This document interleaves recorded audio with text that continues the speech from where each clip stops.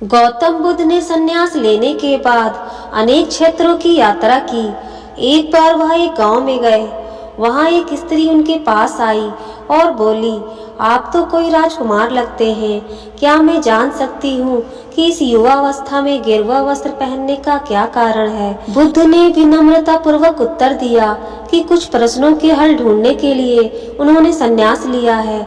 बुद्ध ने आगे कहा, हमारा यह शरीर युवा और आकर्षक है, पर जल्द ही यह वृद्ध होगा, फिर बीमार और अंत में मृत्यु के मुंह में चला जाएगा। मुझे वृद्धावस्था, बीमारी और मृत्यु के कारणों का ज्ञान प्राप्त करना है। बुद्ध के विचारों से प्रभावित होकर उस स्त्री ने उन्हें भोजन के लिए अपने घर पर आमंत्रित किया।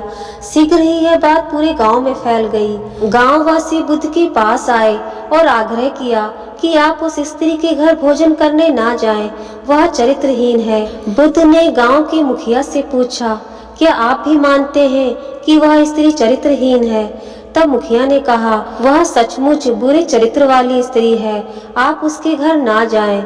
फिर बुद्ध ने मुखिया का दायां हाथ पकड़ा और उसे ताली बजाने को कहा। मुखिया ने कहा, मैं एक हाथ से ताली कैसे बजा सकता हूँ, क्योंकि मेरा दूसरा हाथ आपने पकड़ रखा है।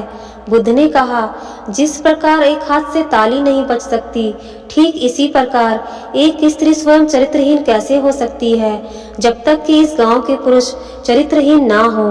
अगर गांव के सभी पुरुष अच्छे होते तो वह स्त्री भी ऐसी ना होती, इसलिए उसके चरित्र के लिए यहाँ के पुरुष ही जिम्मेदार हैं।